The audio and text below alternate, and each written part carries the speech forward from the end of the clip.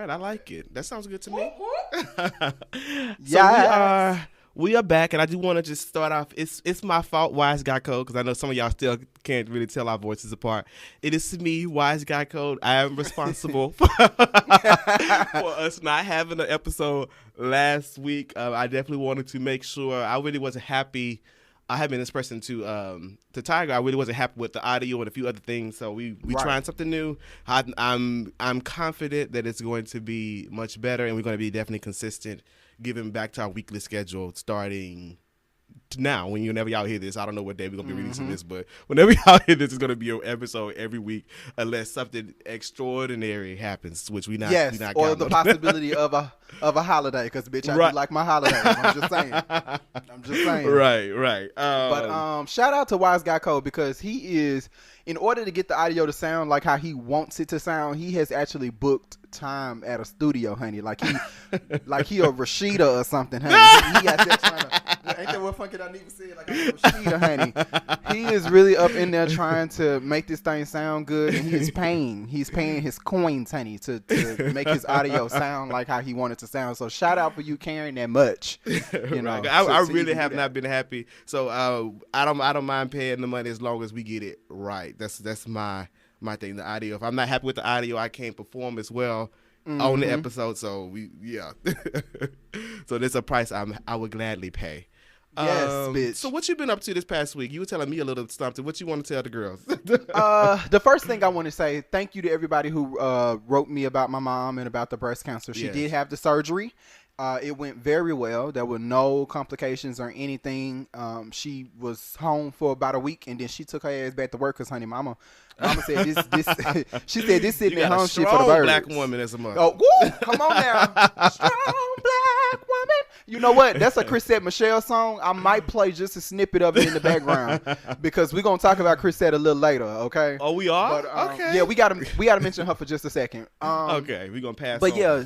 And we're going to pass her right on over, honey. Like her career is getting passed over. But anyway, so thank y'all so much for that. My mom is doing great. She has a doctor's appointment coming up this week. I'll be going up there with her, and they'll give us more information because she does have to, of course, do radiation and chemo, and there'll be medicine she'll have to be on. And so we'll be getting all of that information. But it went well, and I just want to thank you guys for that. What I wanted to ask you, did you see that DM we got from his? Yeah, did you see that DM we got from Escape? What? you don't even be paying no. Girl, I be out here doing shit. I'll be out here clicking shit, doing shit. You ain't even seen it. I did not. I didn't even read it. It's still there. I don't know if they just sent one message or two, or how many they sent. So what had happened was, right? Y'all know what do we do? Okay, so y'all know that I try to make posts. We've talked about this before for our Instagram. I try to put stuff together. I always just be out here posting the same shit. So I put together a video. Well, it was actually 2 videos of some songs that Candy wrote. I think you saw this. Yes, post. With Destiny's Child and what is it? Backstreet Boys, TLC, and NSYNC. Yeah. Right. Yeah. I put together 10 songs. That post did very well.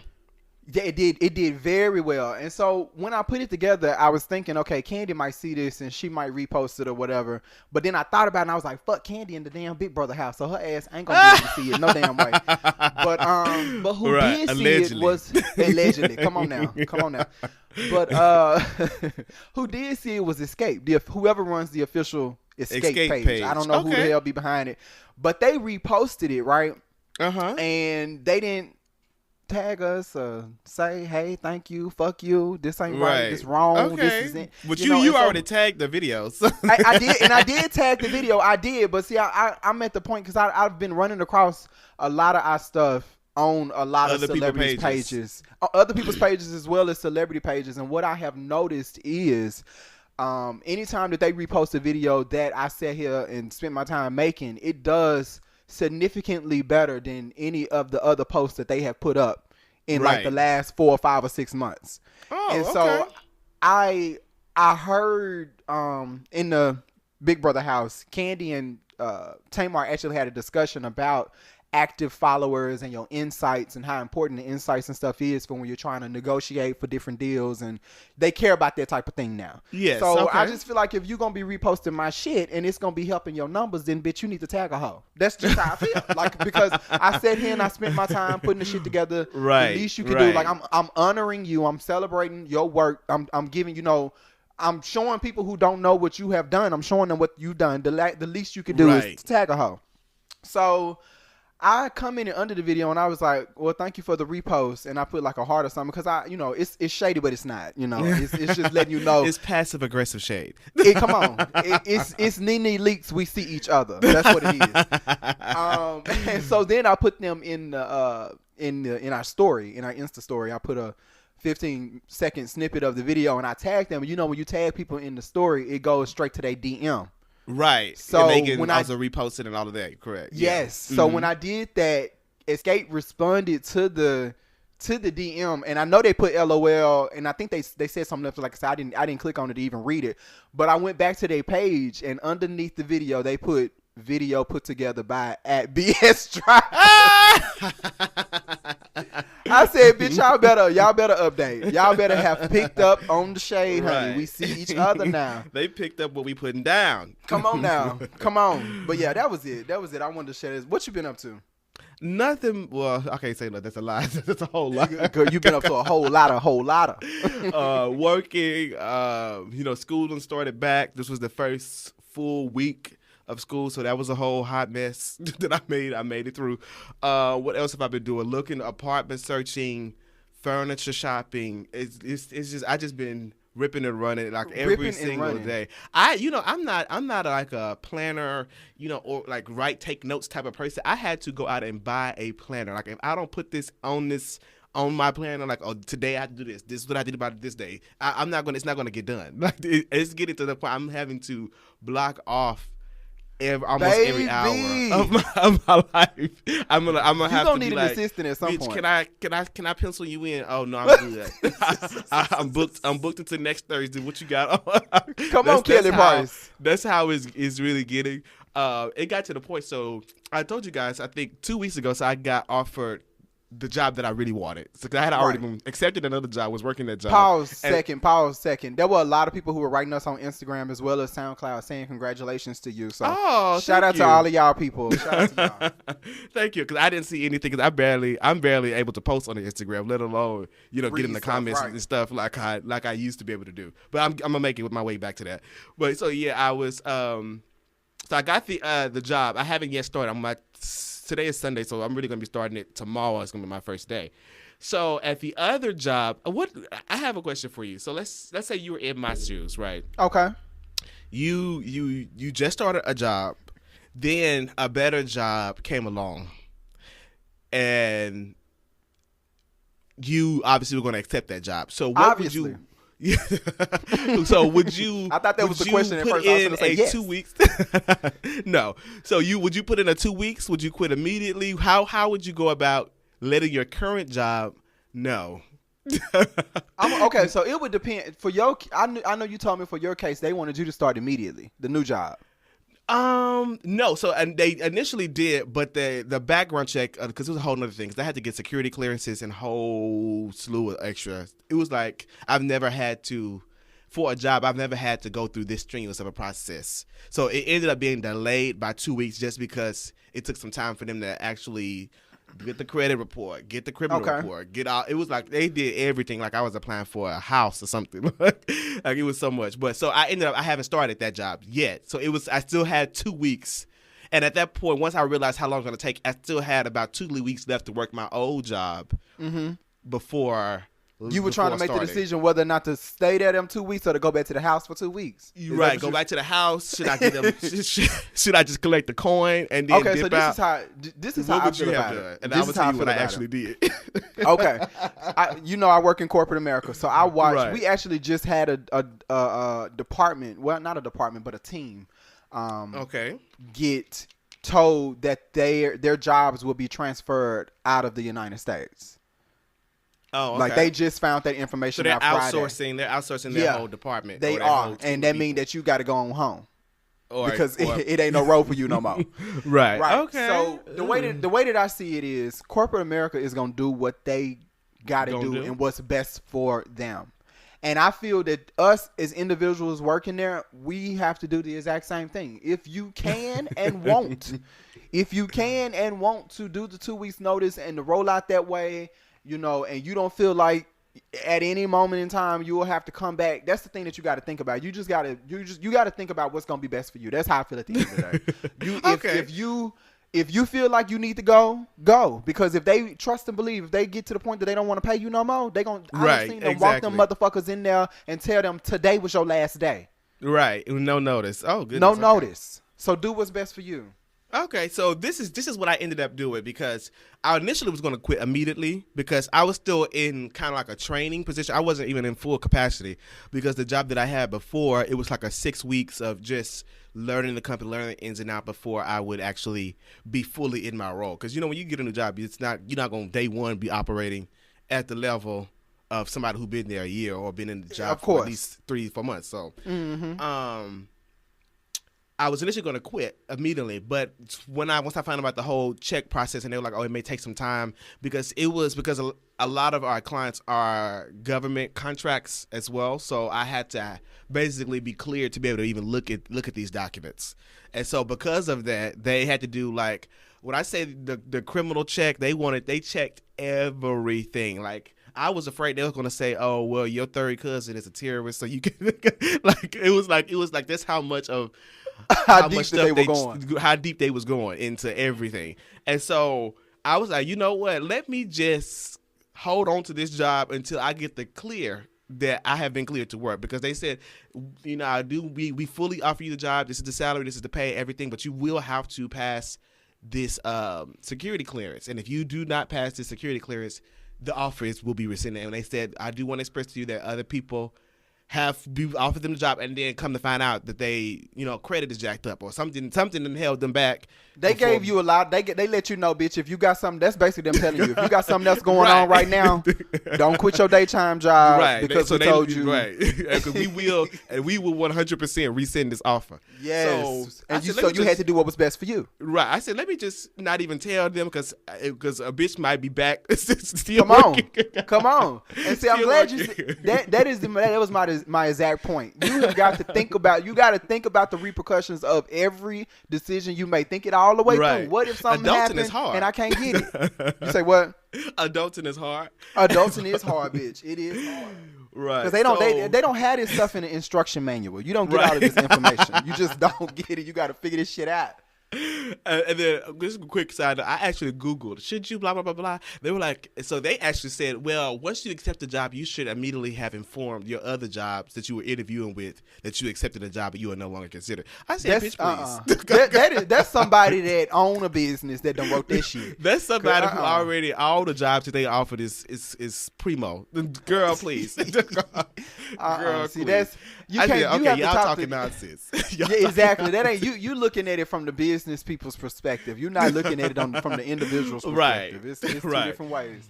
So what I ended up doing was I stayed there and I worked, and then it was literally, I got the email on Tuesday of this week. I was at work, click-clacking away at my desk, and I got the email. I envision you sitting there click-clacking too. That's what I envision. That's what I'm in my job away doing. At this desk, trying to keep myself busy because the job was actually easy. It was a cool. I'm gonna come back to that. So click away at my desk, and then I check my email, my personal email, and I see the email. You have been fully cleared to start on January 28th. Blah blah blah. Blah. Everything has come back. I said, "Ooh, I'm going to lunch," and I went to lunch and did not come back. Bitch, what you read is you have been fully cleared to walk the fuck out of here and not come. That's what the fuck you read in that email. That's what you saw. I literally got up. I had already got my badges and all everything that they would have needed to take from me. I left it right on my desk. I got all my bags, everything that I had brought, my lunch, and act like I went to lunch. Then I got all the way to the house. typed up a good old I resigned effective immediately and sent it to them. And I said, all documents, badges, everything is already located on my desk for your convenience.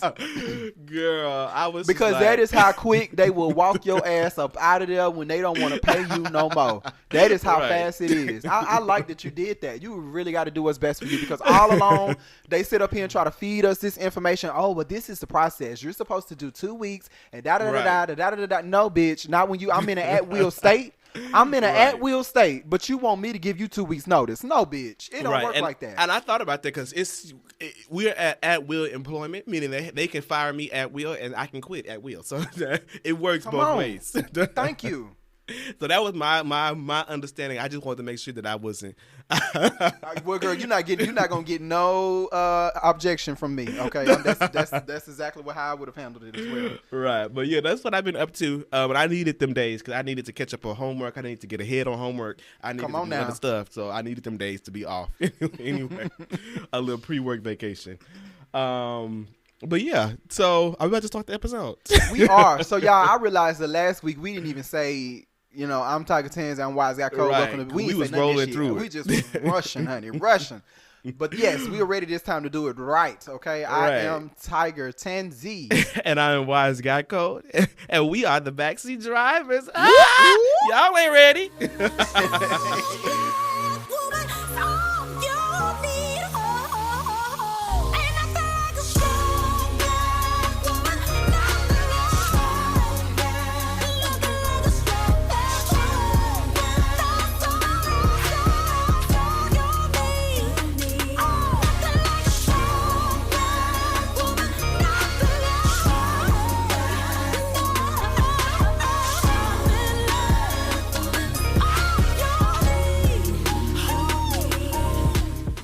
All right, so let's start off with some tea. I'm feeling some tea. I want to be messy. You want some tea? You want some tea? You want some tea? Okay, well, let's do this because this is really one of the biggest topics. I'm confused. This is really gonna be a discussion, okay? Because I need to know what the fuck is going on. Okay. The Super Bowl. What is really going on? What have black people decided? Because I see confusion. I see a lot of confusion. They decided to take this check. Isn't Travis Scott performing at the halftime or something like that? Travis Scott is performing at the Super Bowl. Now, apparently he got like $500,000 from the NFL to go towards a charity. I think it's Van Jones's charity, and he's out here doing amazing things and blah, blah, blah, blah with it. And from what I heard, that was like the first time the NFL has done something like that. Because they don't pay the girls. They don't pay people, right? You don't pay the girls to perform at the Super Bowl. It's an honor. So wait, let's rewind. Okay, let's go back. So is he like the main person, or he's going to be like one of 3 different acts at the Super Bowl? He's one of the main group. Is Maroon 5. Maroon 5 is the main. Yes, I did hear that. And you know what I had forgot about? PJ Morton played for them. Yes, he's the piano player in Maroon 5. He's the one black person in the group. He is, and I hadn't heard anybody say anything. That's what I'm trying to get at. People are bashing Gladys Knight. People are bashing Callie and Chloe, or Halle and Hoey, or whatever the names Chloe and Halle. Don't do them. Yes, I love them. Damn. They bashing them like. Well, they're not singing the national anthem though. They're not, but they're bashing them for participating in the Super Bowl, in the NFL. Yeah, at all. But nobody is saying anything about Big Boy, who is also performing. Nobody is saying anything about PJ Morton, who we just said is a part of Maroon 5. It seems like and then it's like nobody's saying anything about the players themselves. Nobody is saying anything about the people, the millions of people who are watching the Super Bowl. Come on. That's what I'm saying. It's confusion. I am very confused about what it is that we're supposed to be doing. Like, what we sitting it out, or are we not? Because this is like selective outrage again. I don't have the energy, because at first, I ain't gonna lie, when I first saw Gladys Knight sign on for the national anthem, which we gonna talk about Gladys, why? Pissed. Extremely pissed. But then when I started seeing, I'm like, okay, but she ain't the only one. She ain't the only one. She ain't the only one. So how do you feel? Do you care this year? This is how. Let me put. I'm sorry. Let me okay, go interject. Ahead. Once, let me put this information out there. So there were 2 people who weren't able to get a job with the NFL, and that was Colin Kaepernick and Eric Reed, right? They were the 2 who were doing it. They were the main 2 who were out there that were kneeling during the national anthem. Now, Eric Reed did get signed by the Panthers, right? So he's back playing. Now, from what I heard, they've been Serena Williams in that ass and been trying to make him do drug tests more frequent than required. And he's been vocal about that. And, that's a whole nother issue. But he is back employed. And we also know that Colin Kaepernick has a collusion case against the NFL that looks very likely, like a settlement is coming, like it's gonna happen. And so he, in the end, he's gonna probably be better and end up with more money than he would have got during his entire. And he didn't even have to tie his back. Anyway, come on, he didn't even have to get banged up playing football like he would have gotten, if he were still in the league. So as far as who we are concerned about, I think in the end they are going to be good. So then I just wanted to lay that out there. And then, how do you feel about it? Who do you feel like people need to not be singing and performing and all of this? See, I don't like the national anthem, period, just because of what we're gonna talk about that too. And all of that. Now, if Gladys want to switch it up and then lift every voice on these people, they'll be hot. If she got up there and then started, they thinking that she had to sing the national anthem, and she starts singing "Lift Every Voice," that'll be. Come on, Gladys, That would be hot. That would be hot. But she's not gonna do that. She's not that big. Gladys gonna get ass out there, especially if you see. Can I read her statement? What is she? Yeah, you can read her statement. I read it before. I was more pissed at her statement than I was at the fact that she's singing the national anthem. She was lifting up the national anthem like it actually means something like to us. It is the song. Girl. She said, I understand that Mr. Kaepernick is protesting two things, and they are police violence and injustice. It is unfortunate that our national anthem has been dragged into this debate. She should say dragged into this debate by the president. She left that part out. When the distinctive senses of the national anthem and fighting for justice should each stand alone, I am here today and on Sunday, February the 3rd, to give the anthem back its voice, to stand for that historic choice of words and the way it unites us when we hear it and to free it from the same prejudice and struggle. Okay, I'm not gonna go no further. Girl, that's where you got us fucked up. I wasn't that upset. I was like, if she want to sing, that's fine. Gladys is a legend. I'm not about to, I feel like I'm looking at her like she's my grandma. I'm not going to tell her what she can and cannot do.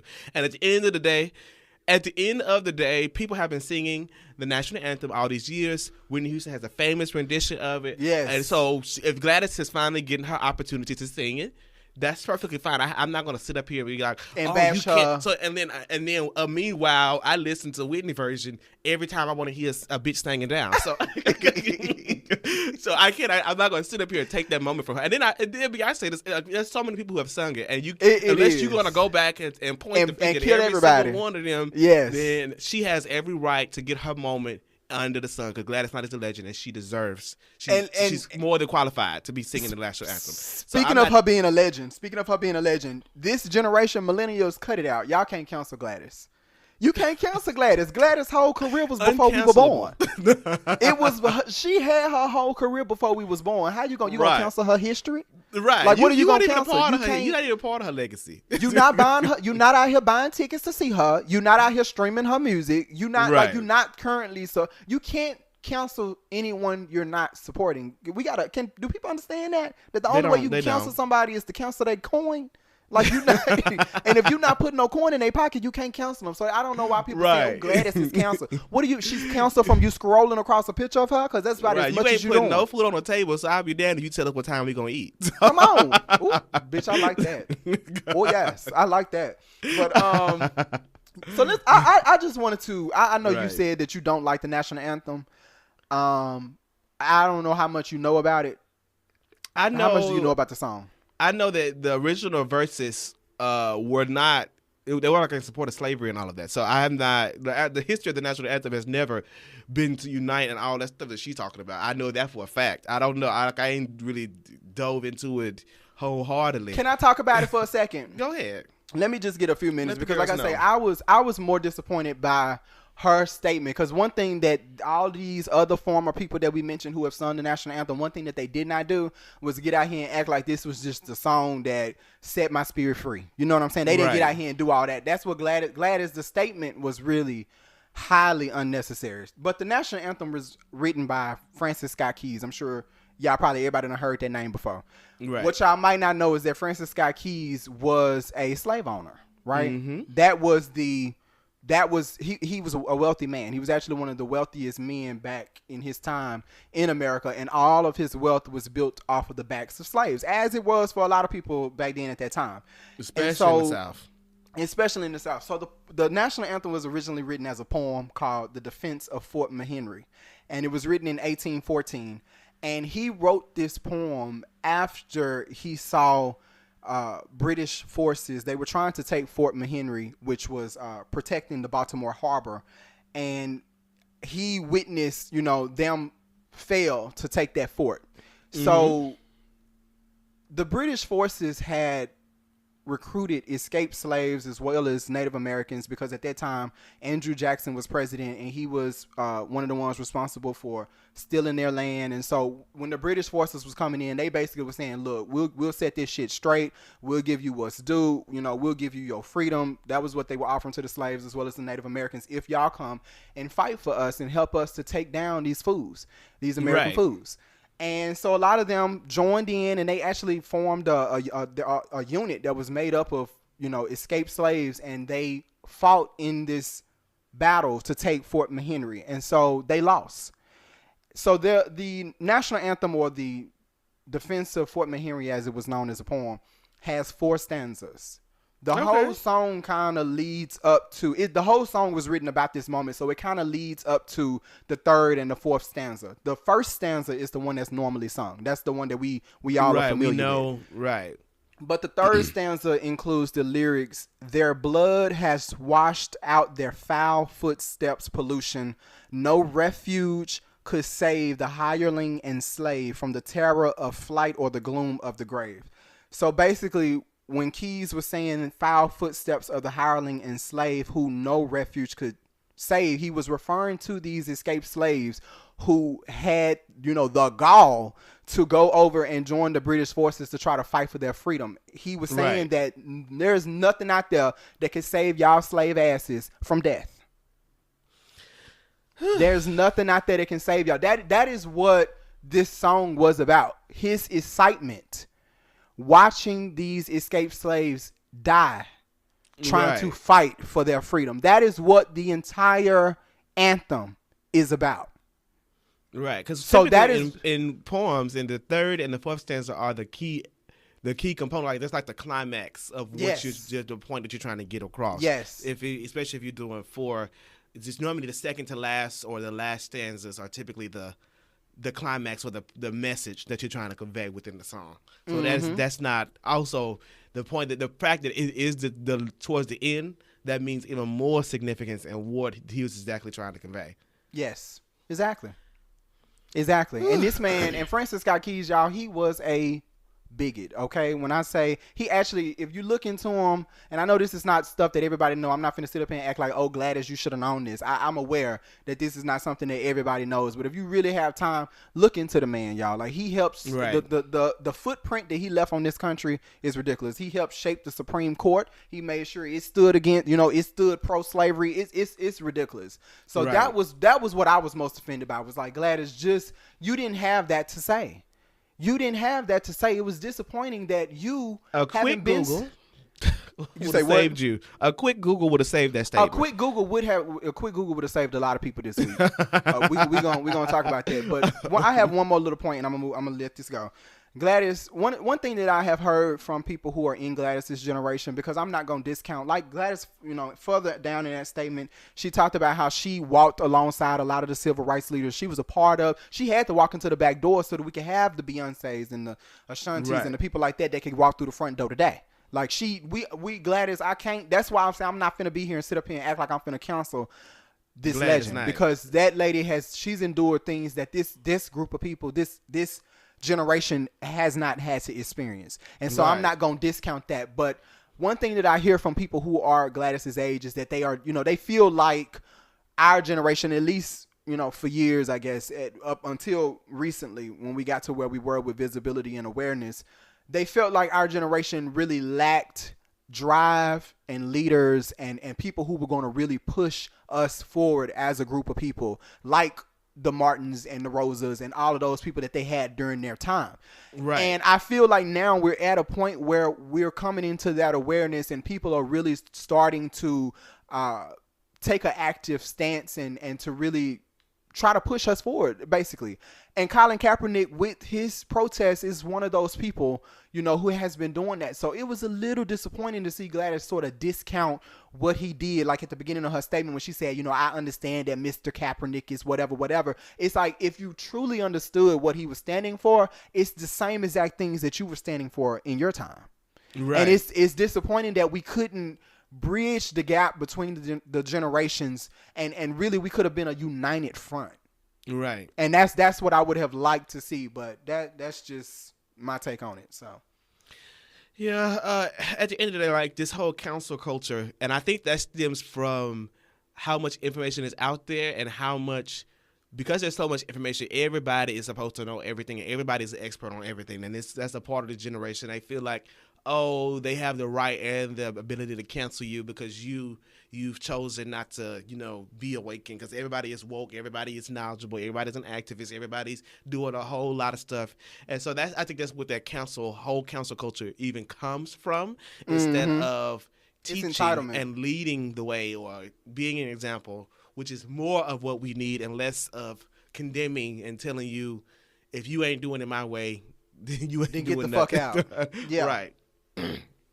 But yeah, I'm perfectly fine with Gladys Knight singing it. I'm even more fine with Chloe and Halle singing what is the America the name of the song? America the Beautiful. Because I from my understanding, that one doesn't have any direct relation to. Yeah, it was written as sort of like a competitive to compete against the national anthem. Right, and I personally prefer that song better, and I prefer Lift Every Voice even better, more than those two. But I'm perfectly fine with that. Travis Scott, I salute him for at least getting a check out of the NFL to do something with something to make some type of sense. Mm-hmm. Yeah, that is a positive. Yep. So is it I guess I'll go ahead and do something real quick since we already on a sports tip.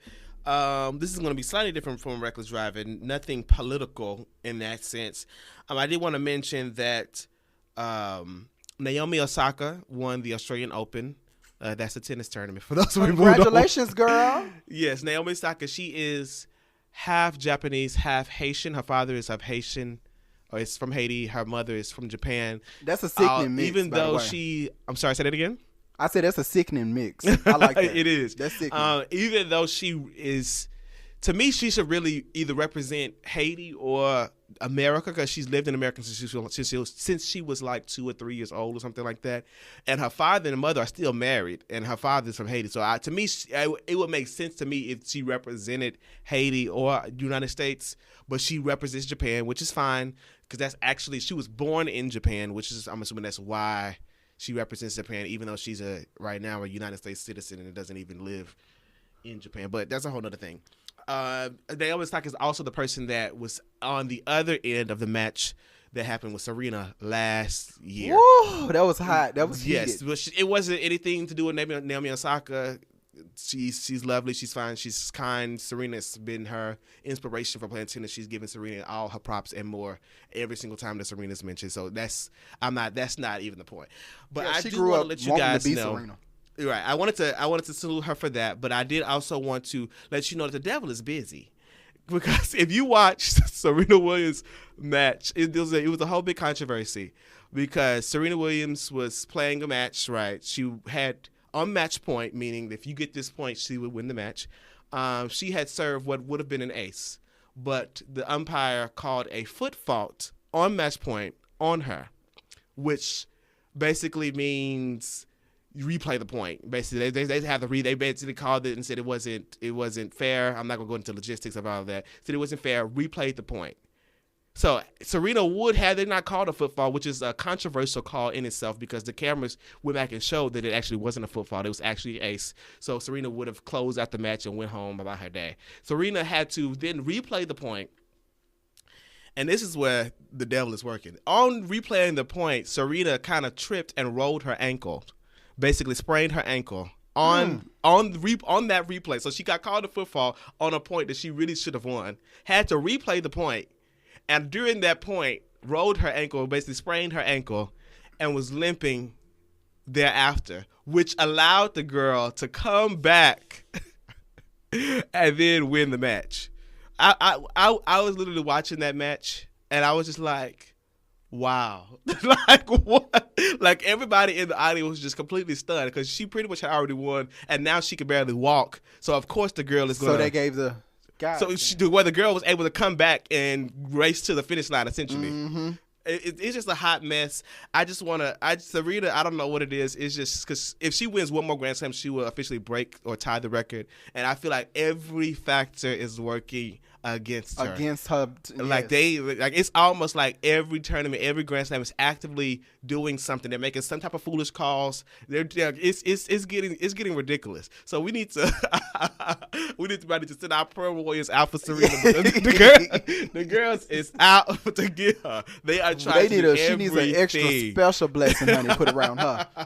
Everything that they can throw at her to make sure that she does not achieve this goal. But she's going to achieve it because at the end of the day, everybody knows that Serena is the baddest bitch. She is. She surely is. So you may steal a few little things, but at the end of the day, Serena's gonna get what's hers. Come on now. Yeah, but that's it for that one. If you want, I can go again if you want. This one is gonna be fast. I can just go on and throw this in here. This is by Chrisette Michelle. I said we were gonna mention her in here a second. Okay. Sis says she tired of singing in these little empty concert halls, honey. She said, can y'all please take these shackles off her career so she can eat? Okay, sis is hungry. She is, baby. She did an interview with the Washington Post this week. Okay. And they followed her, like, I guess, watching her prep for a tour and her speaking about the whole thing and how the whole situation went down and how it kind of derailed her career. And so she went back to this venue that she had sung at in Chicago. And I think the venue holds like 1,500 people. And the last time that she was there, which was before she performed at Trump's inauguration, she had almost filled it, like it was near capacity. But this time around, baby, the Washington Post put a picture out there of the concert hall. It was like 75, maybe, I'm going to say up to 150 people at max. Wow. Of this 1,500 capacity venue. She said that she lost caught the first end of that cancel culture. She did. She caught the strong end of it too. She said she lost her album distribution deal. The radio don't play her no more. She was diagnosed with bipolar disorder. Baby, she had that miscarriage. Like her entire career. Okay, so let me say this. Chrisette Michelle, one, you fucked up before the train left the station. That's number one. You came in the game around 2007, which was actually a bit late, especially for the type of music you was doing. You was trying to do that neo soul shit, and that was the music that was popular like in '99 and the early 2000s. 2004, up to 2004, D'Angelo, Jill Scott, like that was that crew. And then you had, I think iTunes came out around 2003, and that's when record sales really started to change. That and you know, 4 years after that, that's when you just finally decided to come out. So you never got to reach, like you were like a baby Jill Scott. You never got to reach that level of notoriety to where you could do like Lauryn Hill and be late 1,000 times and still be looked at like a legend. you didn't get that. You didn't get up there. So you were on the track. You're right. You were in the train. You had just gave a man your ticket and you had sat down. And then you fucked up, and then the train derailed, and that's the thing. You never went down the track, sis. And to show you a perfect example is a Kanye West. Right. The way that I feel, if y'all really want to counsel somebody, that's he's begging for it. That's a perfect target for y'all to send all of your counsel energy, your counsel spirits, to send them all over there. That is the perfect target. Chrisette Michelle actually acknowledged the fact that she made a mistake. And she acknowledged she didn't vote for him, and she acknowledged the fact that, you know, she disappointed us, and she now wants to be held to a higher standard. She understands. She actually has heard us, and nobody is caring to see what she up to uncounsel her. Like they literally forgot all of it. They locked her in the closet and then left. but yet Yeezys are still selling out. Right. So, see, this is the problem with Chrisette Michelle. That initially, so she did the thing. She sung at the thing. Unlike and then the thing is, she had opportunities to get off of that train. She realized, oh, I'm on the wrong fucking train, but still proceeded to sit her ass there, because it was a bunch of black people. Initially, Jennifer Holliday, a lot of the girls was about to get that check. And then once they saw, oh wait, this is the wrong train. Let me hold on. This check ain't worth. This check is not going to support me the rest of my life. So let me get off of this. Let me get off this train. But she chose to stand her ground and still ride the train. When we definitely told her before, she had ample opportunity because it was a whole campaign like, you really gonna perform, you really gonna do this, and she still rode that train. Then she after making it to the location, then went on a whole press tour defending her decision. She did. At that point, all you should have said is, "I'm sorry." No, she should have just kept it 100% real. He was paying, and he wrote me a good check. Like Mary J. Blige did for that Burger King chicken wrap commercial. Exactly. It was a mess. But I took the check, and we can all understand taking a check. I could totally understand, and that would have been that. I don't support him. I don't support anything. He was paying a good check, and I wasn't about to pass up this opportunity because y'all ain't buying my CDs like y'all acting like y'all do. And she would have said exactly what Mary did. That's exactly what Mary did. She said she said well, at first I wasn't gonna do it, but when they told me they was gonna give me $3 million to dance on this table and talk about chicken, right? Y'all ain't buying albums no more, right? Y'all, real. Yeah, and that would have been there. It would have been 100 because she went to the Breakfast Club and then she was talking about this is a Basquiat. I wore a Basquiat. Girl, no. And so now that then a year and a half or 2 years later, after everything that happened for you or whatever, now you done had a miscarriage, you've been diagnosed with this. Now you want to come out and apologize. That's you. I actually don't feel sorry for her. But at the end of the day, this is the past. You apologize now, so this is what we need to do to move forward. You want to move forward, you need to call in some favors. You need to call Fantasia or Monica, because all these girls is getting together and going on tour and having 16 opening acts. You need to go, girl, can I be an opening act? Can I come in and sing? Girl, like we've been down since 07. She need to call BET too. And right. You need to call somebody. You need to get, can I hop on a song with you? Can I write some songs for you? Because Sarah Michelle can write. So you need to be calling on every favor that you can. Any of these girls that you had any type of relationship with, and they actually might let you come and be on. Just start off by opening up for them, and then you need to start building like you ain't like you from ground zero. You may need to consider changing your name. I don't know. I don't know what to tell you, girl. You might need to go into witness protection, girl. I don't know, but she sounded like she need a coin. So if you need a coin, go ahead. Because if we just went to the Great Escape tour, they had 16 people performing up there. You could have been one of them, had a little 20-minute set and got a $10,000 check up there. Lord knows they just press play. Right, like, girl. They definitely could have slid you in there for 20 minutes. So that's. But what it's also a perfect example. It's a perfect example. You can control what you do, but you can't control how people react. Right. Like exactly. You can't make people forgive you, but at the same time, I think we both said we done already got over this whole Chrisette thing. We forgave her. If her song come on, we ain't skipping. Like we not here for it. I'm not here for the selectiveness. I'm just not gonna be selective. I'm not finna sit up here and she can't. I'm not finna listen to her. But Kanye, we gonna sit up here and still tolerate him and let him go out here and produce 1,000 albums and listen to him. And I'm not. Right. I can't do this. I can't. Wayne. Lil Wayne. Talking. I don't give a fuck about Black Lives Matter, and we still listen to his album and support him. Girl, we don't. I'm not doing this. Well, I didn't listen to I'm it. not. I know that. But yeah, you need to get a game plan. You need to start doing something, girl. Something. I don't know what it is. I don't know. I feel like she can get on the reel. Go on the reel. Do a whole nother press tour. See who would let you come on their show. She should do another press tour. She need to go out here and do something, because right now you can't do like Kevin Hart. You can't do like Kevin Hart and give a old. You really got to apologize 1,000 times. And now with Kevin, if he would have just apologized one time, it would have been fine. But you got to do it 1,000, bitch. Right. And the other problem is that her career. Like you said, she was on the train, but she was just on the train. She wasn't leading it. She wasn't sitting in the front. She wasn't sitting in the back. She was just in the middle somewhere, lost in the mix. And so because of that, once they put that cancel stamp, they never thought about you again. So you need to make these girls. And then quiet as it's kept. Since Epiphany, you was already struggling. Period. Exactly. So ever since she came in the game late. She came in the game way too late for her type of music. Right, but I'm not gonna give her too much.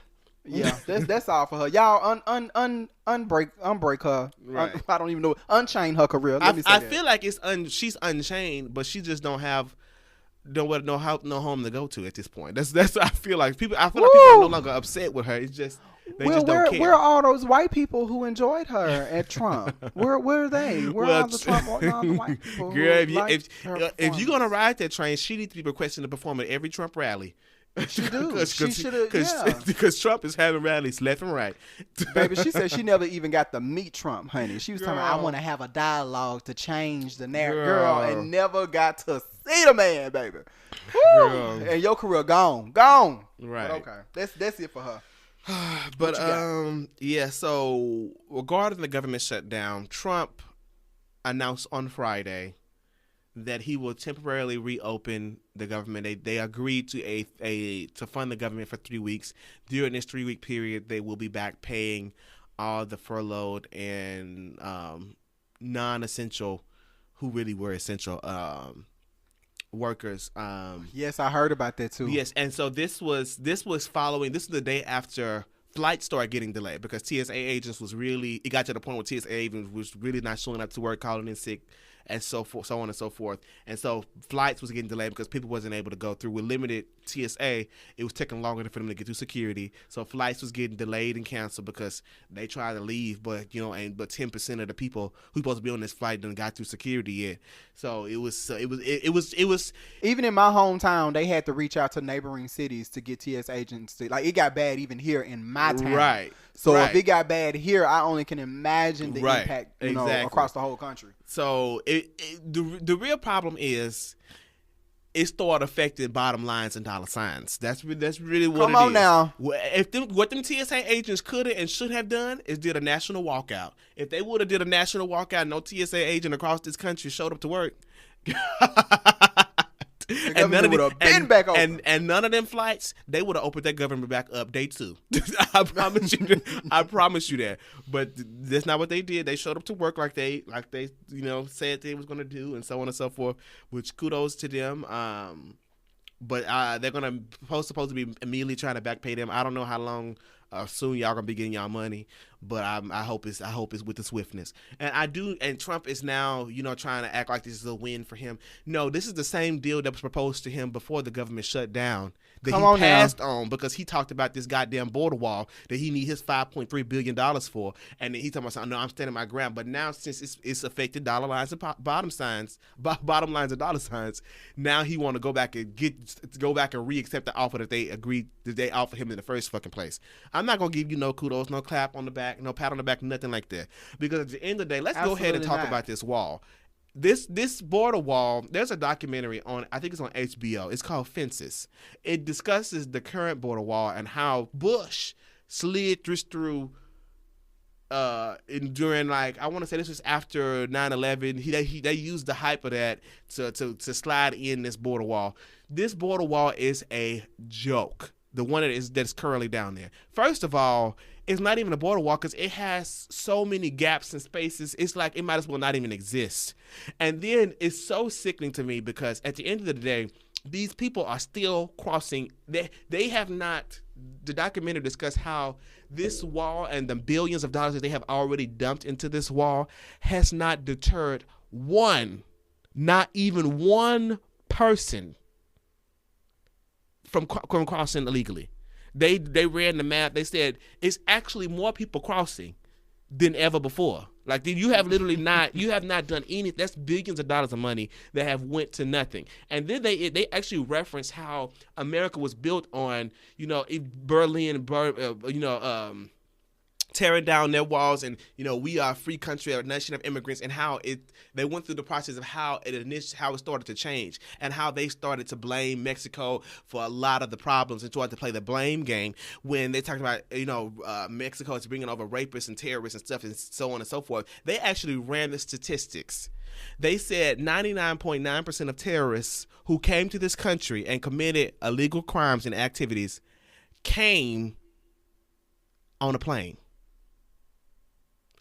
And and even more than that, they came through mainly on the East Coast. They came through cities like Washington, D.C., New York. Come on now. Stuff like all they did was got they a don't passport. Want to talk about that, though. Got a passport and flew their asses right over here and did what the fuck. Because we never really had any beef with Mexico in the first place. And then they started, Hannity was up here talking about, the Mexicans, they're half of them are, 70% of them are criminals, so and so on and so forth.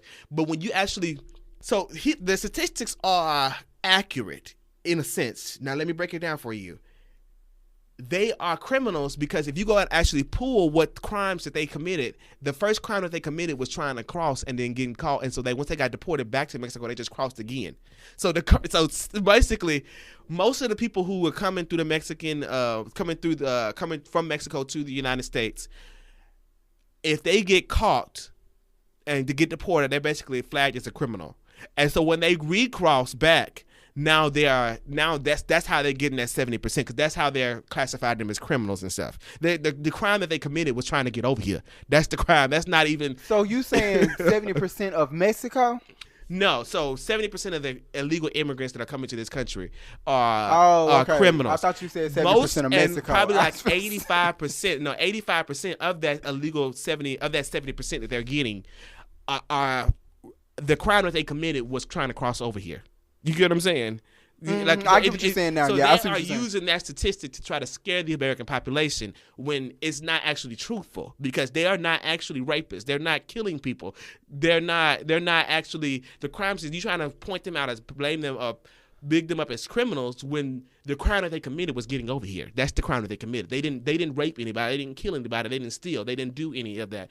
And then another thing that they're doing, which I really need to watch the documentary, they have specifically barricaded a certain section up and forcing illegal immigrants, because they know that they're going to cross. They're forcing them down a specific path that it's like going to force them to walk like 10 or 12 days through the middle of the desert, and they call it Death Valley.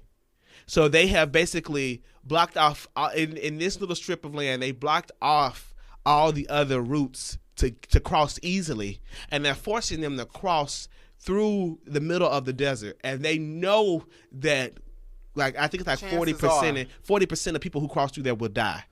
And they say, we just picking up bodies. And they go through there and pick up bodies left and right. So you are literally making it harder. You know that they're going to cross over here. That's just so inhumane. It's ridiculous. You are basically leading them to a trap of their own death, because they're not going to be able to walk in those scorching heat.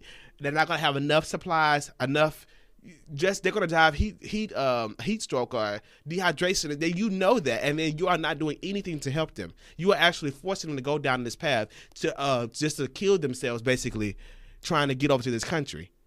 And then have the gall to act like this is America, this is our country, this is our land, and y'all took y'all white asses over here. I'm not even about to get upset again. I'm not even because you going back. You about to go back to Andrew Jackson and this shit we talked about earlier, bitch. Girl. It all connects, bitch. It all connects. Like they came their ass over here, stole this damn land, and then now they trying to keep everybody out. I only meant to talk about the government shutdown. Now I'm all the way back on slavery and it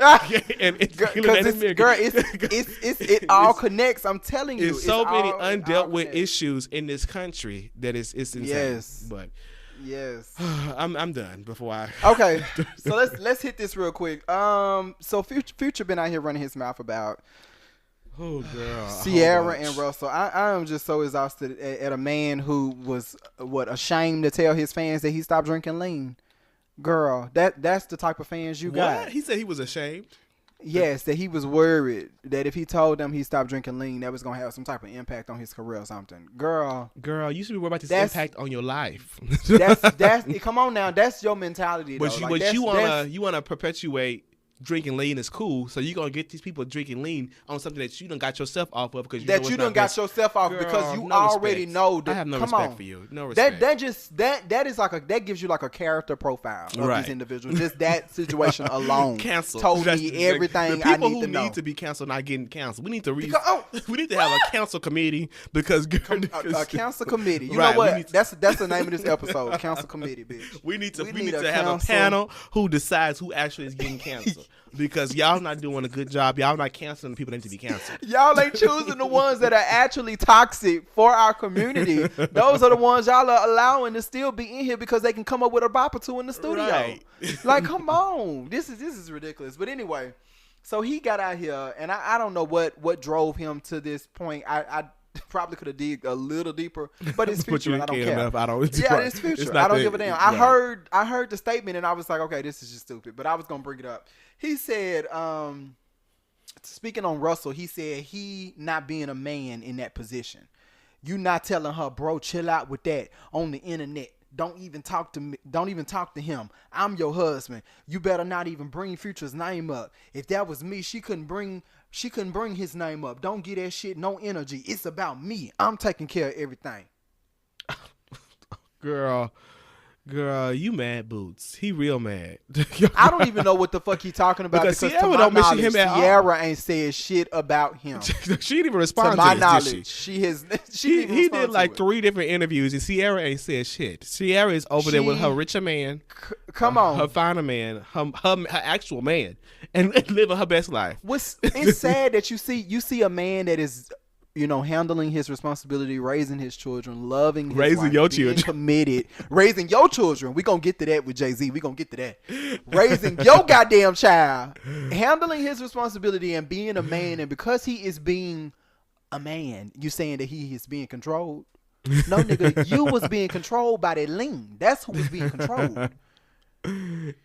His character, it's not even just a lean. His character as a human being, who he is. I don't know what Sierra saw. In his core is not somebody that is somebody that she needs to be with or anybody needs to be with. Y'all need to learn. Do you even know what went wrong in their relationship? Then he cheated on her. He cheated, but do you know who he cheated with? Black China, I don't know. He cheated with his wardrobe stylist. Girl. Okay. Girl. You cheated with the first pussy that was standing by you. I don't believe that's the only person he cheated with. You believe he's not busting bitches down the one that down to the tour bus? That's the one that she found out about because she probably had to work with the other ones. He probably just dropping them off. What Drake say? I just gave her a 10 stack just to don't mean we involved. Just whatever the song we're talking about. But that's the one that she found out about. Do I believe that he was faithful any day to Sierra at any point?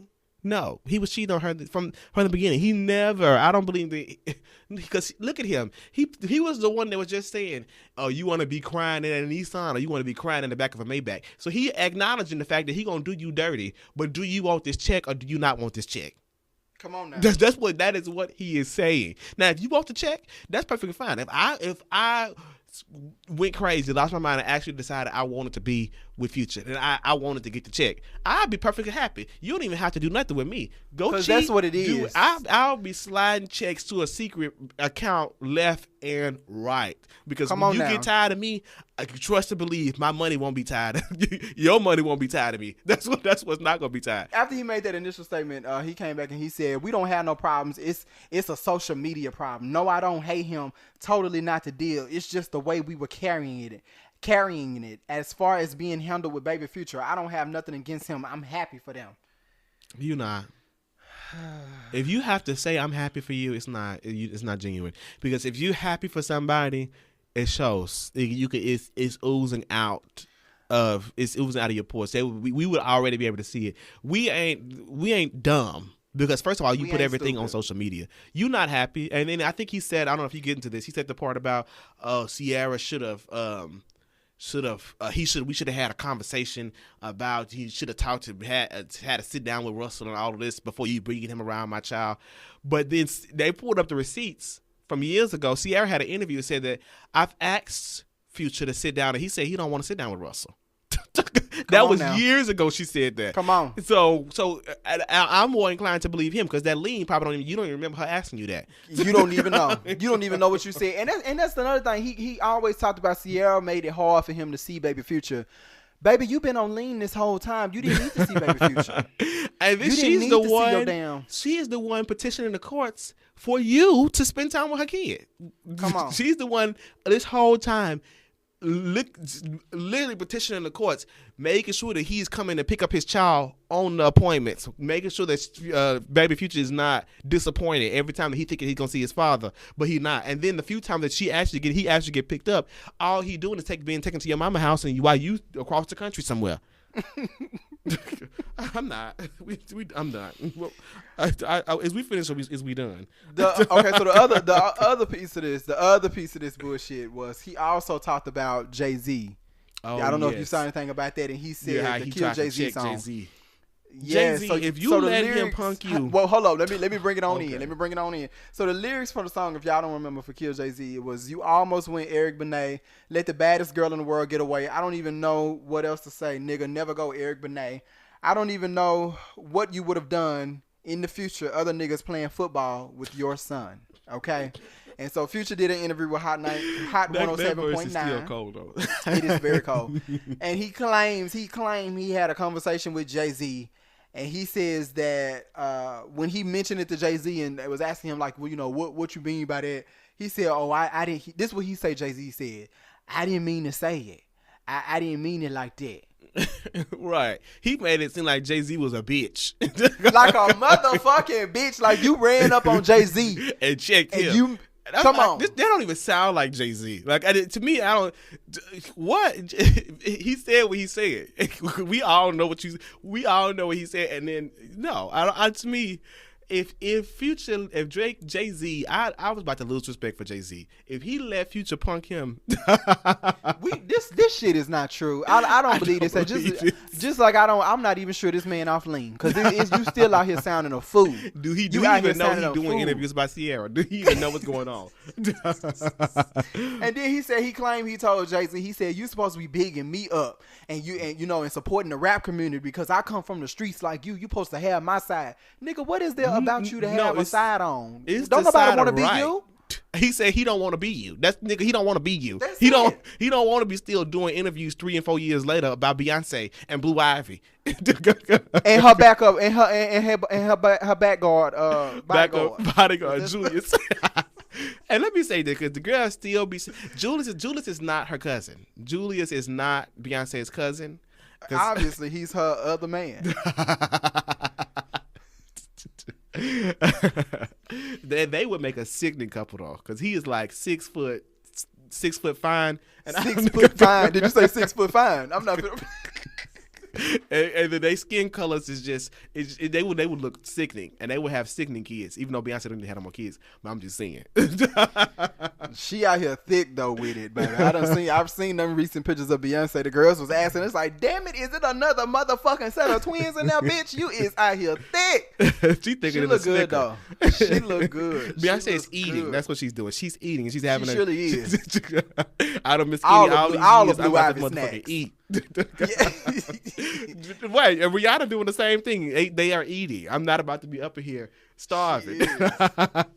She is. But yes, I'm certainly done with Future. I think we done gave him enough energy. Right. I'm not on lean, so I don't understand these things. But do you want to give us another? Yeah, let me do this. Let me go ahead and mention Brazil. They had a dam burst on a construction site that has at least 34 people dead at this point, and another like 400 and something individuals who are missing. The company, I want to say, I think I have it in my notes. I don't have it in my notes. But the company responsible for this, the National Mining Agency has ordered Vale, which is the name of the company, to freeze all of their assets. They've already frozen billions of dollars in their assets because y'all fucked up. They weren't properly basically maintaining and ensuring the safety of their employees. So now they have at least 400 people still missing. So when the dam burst, it's like they're still finding bodies in the residue. I think it was like dirt and basically rocks and mud and stuff, basically avalanche down on the people as they're working below. So they're still pulling bodies out every day, still finding people, trapped under rocks with limited oxygen.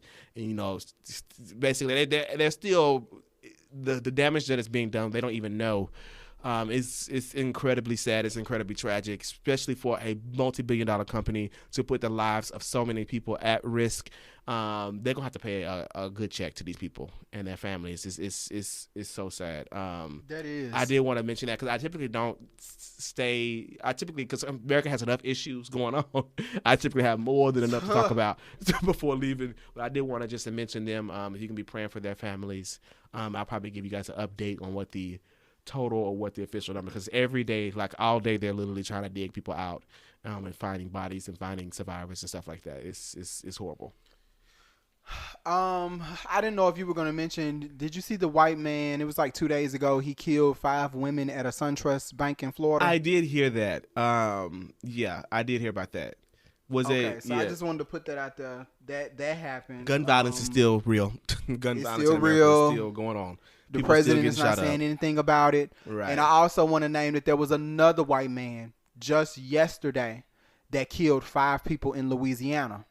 Girl, where? Yes, 3 of them were in Livingston, I think, which is like 70 miles outside of New Orleans. Mm-hmm. And apparently that was his. Wait, am I getting this right? Let me back up.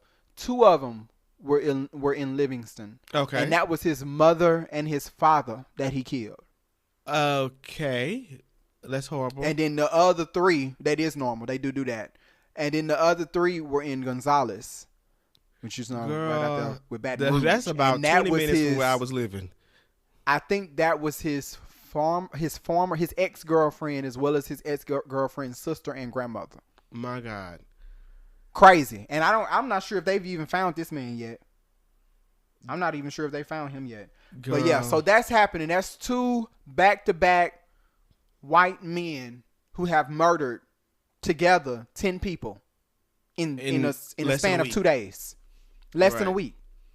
And it hasn't been spoken about, but yet we're constantly Trump is constantly trying to shove down our throat that there's some type of national emergency security going on down at the border that you did not try to do nothing about when you initially got your ass in office. And that's what a lot of people were saying, is that if you were going to try to sell us on an emergency, then you think that would have been something that was important for you to try to handle when you first became president, if there was such an urgency. The first things that he was doing was trying to fuck up everything Obama did.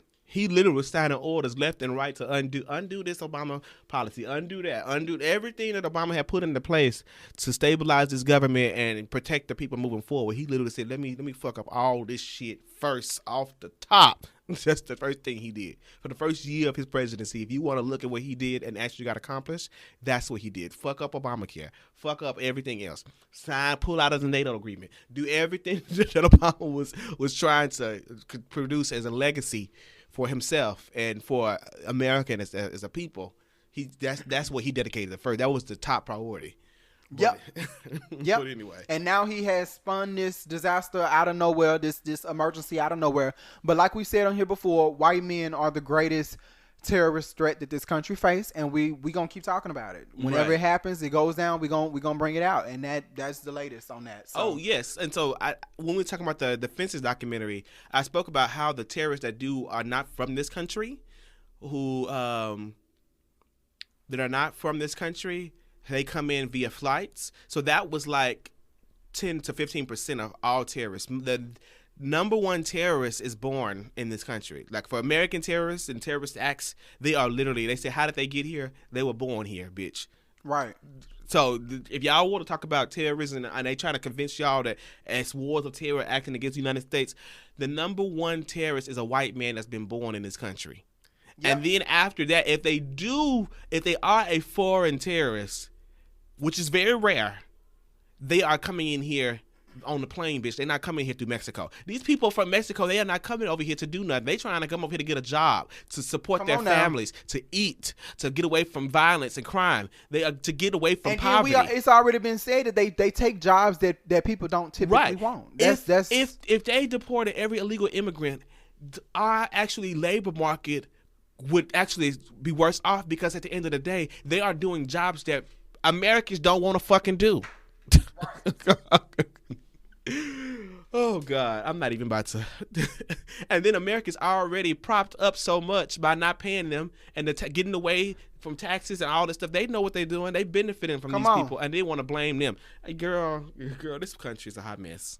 If we need a wall, we need a wall around white men. Right. You want to build a wall? If put your ass on the other side of it. Canada need to be building the wall to block our asses, because I might be sliding right on up there.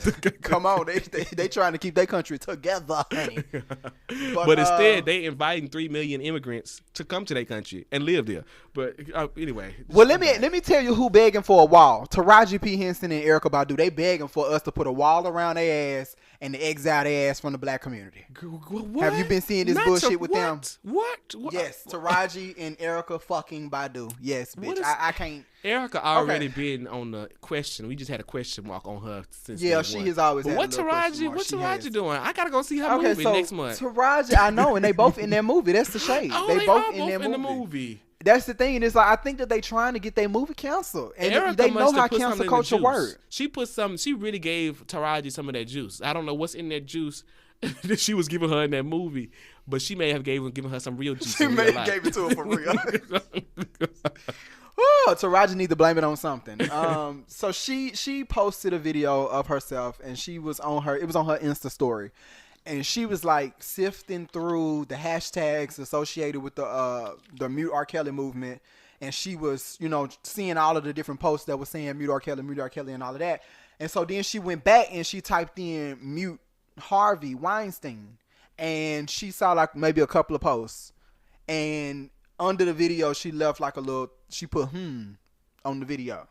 So she basically was trying to say that, she was trying to imply that, we're up in arms about R. Kelly, but there's nothing going on with Harvey. When is he going to get his just due? That's basically what the post was saying, right? Mm-hmm. And so people started coming at her goddamn neck, because that's just another deflection tool that a lot of people have been out here using to try to... It's weird, because it's like these people are not even first acknowledging what R. Kelly has done and that what he has done is wrong, before trying to deflect to see when are we going to be outraged about somebody else. So someone let me say this real quick. That whole argument about what about Weinstein, what about all this, that, and the third, that's basically saying I'm not gonna clean up my shit in my house because they not cleaning up their shit. So I'm not gonna clean up mine because they not doing nothing in there. So we just gonna be sitting in two shitty ass looking people. Yeah, we just gonna be. Come on, exactly. That's what that argument is saying. At best, that is what their argument amounts to. At worst, you just not assigning responsibility to who the fuck it needs to go to and accountability. Right. Somebody like on can't Twitter do multiple goddamn things. Oh, girl. Somebody on Twitter put out there, they put like 4 points that I thought were all great points. And they said, 1, why would Mute apply to people who aren't in the music industry? That was dumb as fuck anyway. Taraji.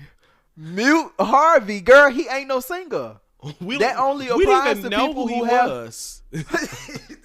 Isn't he already fired from his job? I'm confused. You getting there. Because he's no longer in his position of power. 2, Weinstein has several documentaries about his allegations that are coming out, and one of them is currently at Sundance, and it's gonna find, they're gonna find a distributor, and it's gonna be released, and we're all gonna be sitting here watching it too, right, and talking shit about him like we doing with R. Kelly. Exactly, like it's the same. Like, and this is when I said that we were gonna mention Quick Google and how that could save a lot of people. This is another instance of when if Taraji literally would have just typed in Google Harvey Weinstein, Taraji done did. It would show. This is Taraji that did that video. Okay, wait, what? So what? I missed it. So you missed what Taraji did? Taraji put the video up there of her looking for Mute Harvey Weinstein. She was looking, and then Erykah Badu commented on it? No, we're gonna get to Erica. So we have also all this was Taraji. I think you may have all said this is Erica. Taraji. This is just us. This is us now analyzing what the hell Taraji did. And this was a post, like I said, this was a post somebody put up trying to make sense out of what the fuck Taraji was trying to, whatever little connection she was trying to make. Right. So, like I said, there are several documentaries about him coming up. If Taraji would have just Googled, then she could have saved herself this. Because where I'm not, I think it was a silly move, but I'm not like mad at Taraji to the point that I won't see her movie. But I can't say that for the rest of the community.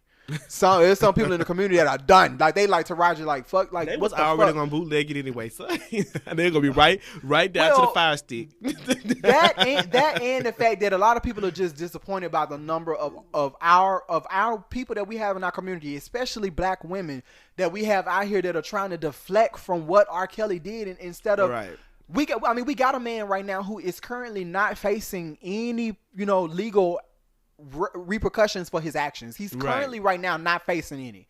So the difference is Harvey is actually going through trial right now. We have an opportunity to nail his ass. But right now, if we don't keep talking about R. Kelly, if we don't keep putting the information out there about R. Kelly, he may never face a real punishment as far as a criminal punishment for the crimes that he committed. And so he's actually in a better position than Harvey Weinstein right now. And so that's why it's just really not making much sense. So what I was going to say. Okay, so let's talk about Erica for a second here. She said something at a concert or something like that. Yes, she had a concert in Chicago, of all places, R. Kelly's city.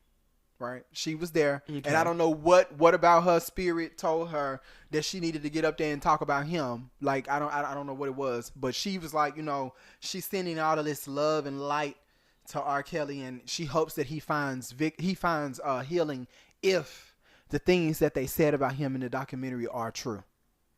Girl, first of all, what does he need to heal from? What does he need to heal from? Secondly, if you have all of these women, all of these people for years have been saying this, we have whole videotapes. What more do you need? Are you dumb? I'm confused. But okay, I'm sorry. I'm about to get upset. That was what the whole community was confused about was the if. Like, what do you mean? I'm confused that's about what yet he needs to heal another. from. He did this to other people. What does he need to heal from? She didn't say nothing about the victims. God, no healing for them. If these bitches are telling the truth, and then you have to what stand for what they healing? There's a whole psychological process that goes on to where women are, when they cry out against men, they are automatically perceived to be lying. It's subconsciously we are trained and taught to not believe women when they're speaking about their truths. And so for you as another woman, and then especially you as a black woman to try to undermine other black women's testimony. And then the whole fact that the reason why he hasn't already been dealt with was because it was black women. Because I can guarantee you, if it was little white girls, his ass would have been nailed to the motherfucking cross. If he was peeing on a white girl, they would have been did something. But the fact is, black women are the most unappreciated, undervalued people in America, and that you are showing a prime example of how you are taught to not even respect your own. Like this, I'm not. She really about to get canceled. Taraji, that was dumb as fuck. But Erica, you working on a good cancellation, because I believe that Erica, she has enough thought behind what she does to actually believe this shit. That's what I believe about her. I feel like that was just a dumb moment from Taraji, and she doesn't have a history of saying questionable stuff. Erica been saying questionable shit for years. She has been saying questionable shit for years, and see, I didn't have this information about. I present Erica to the council committee. We need to have a full, understanding on whether or not she may be on a probationary period, at least with me. I don't know. And then Taraji came back after all of that went down, and she said, "Let me be clear. R. Kelly is guilty and wrong and should be muted. Period." That was what you probably should have said from the beginning, because it's not a let me be clear. It ain't a let me be clear, because this is you. When you say let me be clear, you're trying to make sense of a statement that you made prior. Right. That's like per my previous email. This is bitch. This is Yes. let me amend my previous statements. That's just what you need to do. You need to change what you said. It's not a This statement is amendment. This is a new statement. Updated. This is not a let me be clear, baby. But yeah. So that's all I got for them girls. Right. You got anything else for us? I think I have one thing left. Let me see. Let me look at this list, make sure, because I have a habit of having all this regulars, and then I talk about 2 or 3 things, and then I get back at the end of the day like, bitch, I had 3 more regulars. Oh yeah. So one of the first things that Trump tried to do was to pull out of the NATO agreement, which basically is an agreement between a lot of different countries to promote peace and well-being and so on and so forth throughout the world. America under Obama administration had been one of the leaders to call for this agreement, as well as one of the leaders. Like I said, one of the leaders, basically one of the most vocal people, one of those people who provided the most money and troops and so on and so forth to promote this peace. But since Trump has been in office, he's been trying judiciously to get out of this agreement, saying that it's not a fair agreement, blah blah blah blah blah. Basically, fuck these other countries, fuck this other contract that the previous president had already signed. So that's basically what he's been trying to do. So a bipartisan agreement, which is not something that is often reached under this administration. Bipartisan basically meaning Republicans and Democrats alike have agreed to sign a bill that would prevent him from pulling out of this agreement and basically forcing him from being able to unilaterally decide that America is not going to do something that every person in America, both Republicans and Democrat and the previous administration, had already agreed and continues to agree on. So they're basically trying to limit his power. If we get into the point where we have to babysit the president, we have to babysit the president to make sure that he's not going to fuck up shit and make us look stupid or start wars with other countries that America don't even have no place even being a part of. So this is where we are. They actually have to put baby. What do you call it? When you baby proof? Everybody had to baby proof the presidency now. They have this bill is going to be in effect for future presidents, where they will now have to be required to get 2/3 of the Senate approval to do actions like this. And they rolling these bills out left and right, because at this point we see that the president had too much motherfucking power, and if you get an idiot in here, they can fuck some shit up, and so now they decided, hold on, they putting caps, they putting them the plastic caps on the electrical outlets. Right. That's what they do. Right. So he can't shock himself and kill us all. Exactly, and they put that little baby gate where they can only stay in this little playroom. That's what they having to do with the presidency now, because they never thought they would have to do something stupid like this. But now they having to babyfy the presidency to put limitations on what the fuck he can and cannot do by his goddamn self. Have mercy. Where we are, Jesus, where we are. Where we are. Did you see all this shit going on with Venezuela? Remind me again? They had like an election last year, and apparently the president that they had, he's trying to run their country like a dictatorship. I think his name is like Nicholas or something like that. Okay. And he ended up, their election was supposed to be like in December of 2018, and he moved it to April of 2018 and then moved it to May. And so basically they had like the worst voter turnout that they ever had. He won. There were other, corruption type situations he had going. I would believe that so now all of the countries are like choosing a president, because they have like a committee there that has basically nominated somebody else to be like the acting president until they can have another election, actually have a fair election. Right. But the president that won last year that set all this fucked up shit up doesn't want to step down, and so now all of the countries are out here taking a stand as to whether or not which president you stand for, and they have a lot of riots going on. People are getting killed. Ooh, but what killed me was the United States actually took the right side. We took the side of the person that they put up as the acting president, because that election was a sham. It really was a sham. And so it's funny to me that we can see. Come on, bitch. That's what killed me. It's like we can see. We didn't need to do an entire investigation to see what the fuck happened in Venezuela and how they, how he tampered with their election process. But here we are, with our own president who we having to go through all of this. The presidency gonna be over before we even get to the bottom of what the fuck happened. Right. It's crazy to me. But and I think that maybe the goal is for Trump not to win in 2020, and then because you can't, it's still unclear whether you're gonna indict a sitting president in the United States. Which the new president need to put some laws in here. Bitch, indict their motherfucking ass. If they commit crimes, you can go right in their White House and arrest their ass like they're a regular motherfucking citizen.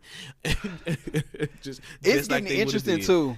It's getting interesting too with all of the people that are coming forward saying that they running. I think Joe Biden is either he has or is supposed to be making his campaign or announcing his campaign bid. I know Bernie Sanders recently announced his campaign bid. We got Kamala Harris, who the black community is kind of not happy with right now. That'll be a discussion for another day. Bernie Sanders. Oh, okay. Yeah, he announced his campaign bid. But Kamala is really the one that I thought that people were going to be rooting for. But baby, apparently she had some bills and policies over there in California that she stood for that weren't necessarily good for the black community. But that'll be something that I want to dig into later on to see what the hell is going on. Have some choices. Yes. But so let me mention real quick. Y'all probably been watching Big Brother. Y'all know Candy and Tamar is in this house. And I don't think neither one of them gonna be that long.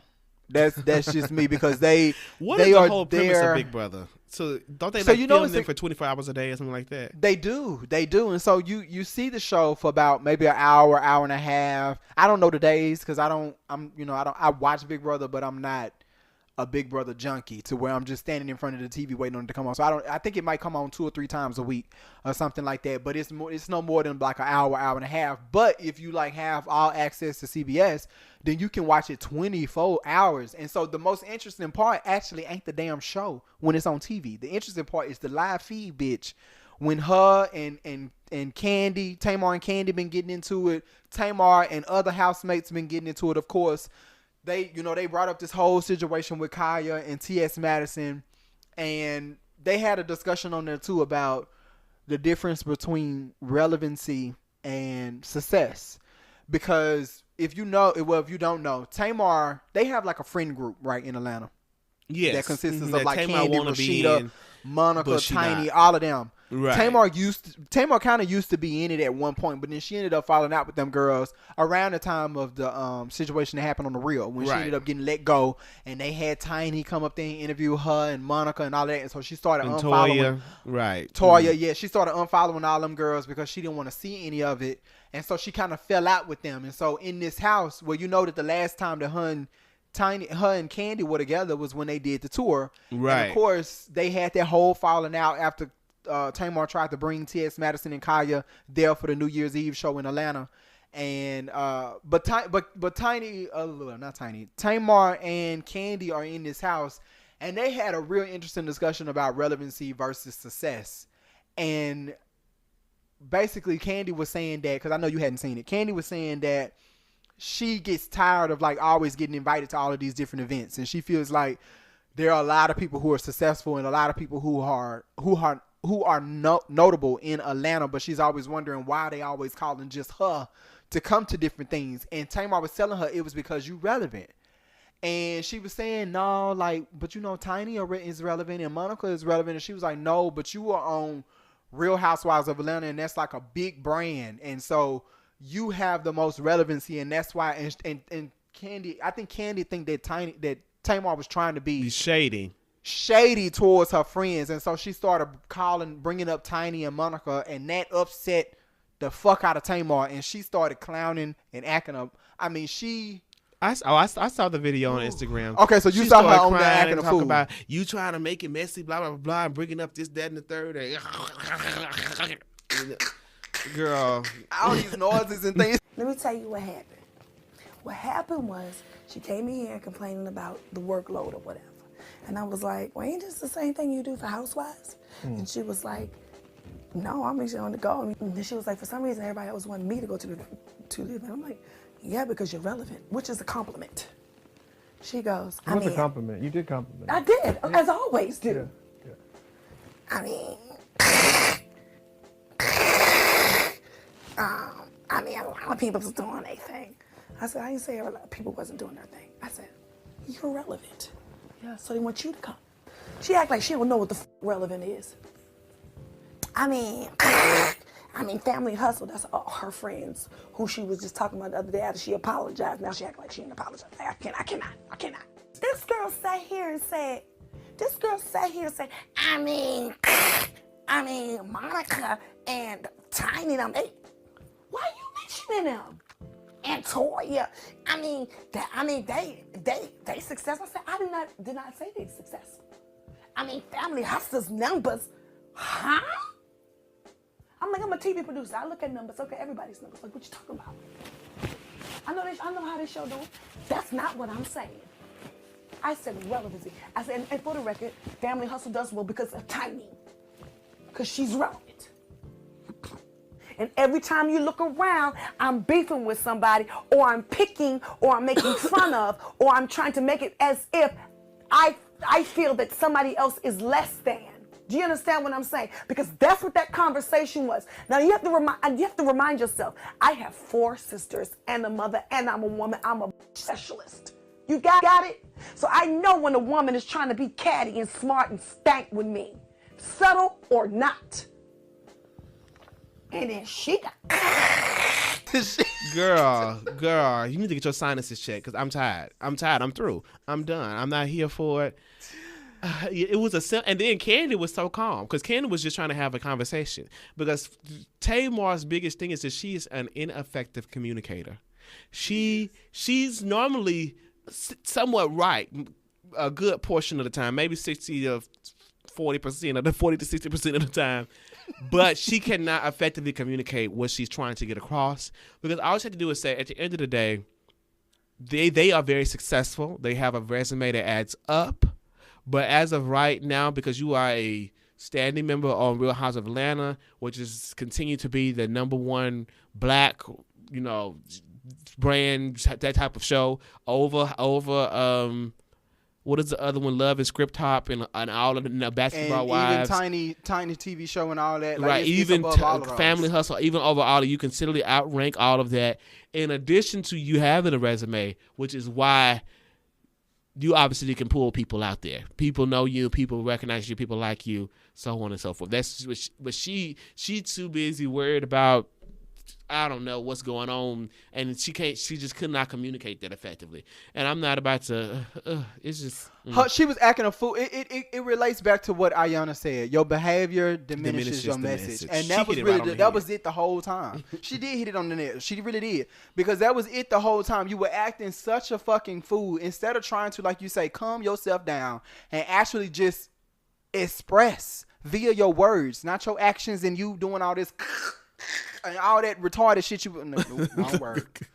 Not retarded. That's how I'm sorry, but that's how she was acting. I'm so sorry. I don't really use that word like I'm talking about, but that's what I was getting from it, because it's just like, girl, like it. Okay, so we're used to seeing Tamar in hour increments, right? But now when you have the ability to watch this woman 24 hours, she's emotional, and she's a hot mess. She's a little loony. Emotionally unstable. Loony. Yeah. She's emotionally unstable. She shouldn't even be in this house. She needs to be in somebody's counseling office. She does. And I thought that it was just going to be with Candy, but no. It's a chick on the name Lolo Jones. They got into it last night on the live. Bitch, when I tell you the live is lit, bitch. It's been taking over social media.